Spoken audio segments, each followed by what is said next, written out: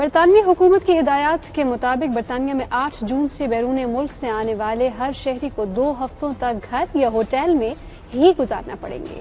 فیصلے پر عالمی سیاحتی کمپنیز پریشانی کا شکار دکھائی دیتی ہیں۔ 200 سے زائد کمپنیز نے حکومت کو فیصلہ واپس لینے کا مطالبہ کیا ہے۔ Bureau chief UK Ghulam Hussain Awan کی یہ رپورٹ دیکھیے۔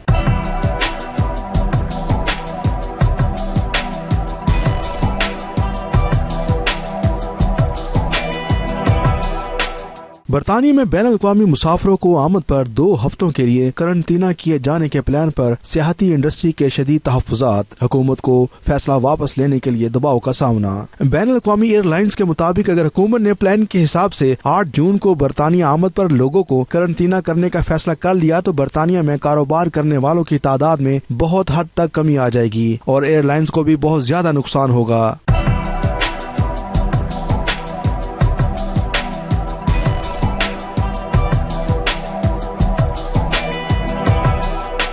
برطانیہ کی ایئر لائن انڈسٹری سے 15 لاکھ سے زائد افراد کا روزگار وابستہ ہے اور ہر سال GDP میں $100 بلین برطانیہ میں ہوائی سفر کے ذریعے کمایا جاتا ہے۔ اس اقدام سے لاکھوں افراد کے ہالیڈے، غیر ملکی چھٹیوں کے مواقع ضائع ہونے کا خدشہ ہے۔ دنیا بھر کی 200 سے زیادہ ٹریول کمپنیوں نے بھی برطانوی ہوم آفس کو خط لکھ کر اپنے خدشات کا اظہار کیا ہے۔ کمپنیوں نے درخواست کی ہے کہ برطانوی ہوم آفس قرنطینہ اقدامات پر نظر ثانی کرے ورنہ یہ انڈسٹری بھی تباہی کے دہانے پر پہنچ جائے گی۔ برطانیہ کی ایئر لائنز نے محکمہ ٹرانسپورٹ کو 45 ممالک کی فہرست کے ساتھ خط لکھا ہے جس کے بارے میں ان کا خیال ہے کہ ان ممالک کو قرنطینہ سے مستثنی قرار دیا جانا چاہیے۔ Ghulam Hussain Awan, bureau chief, 92 news UK۔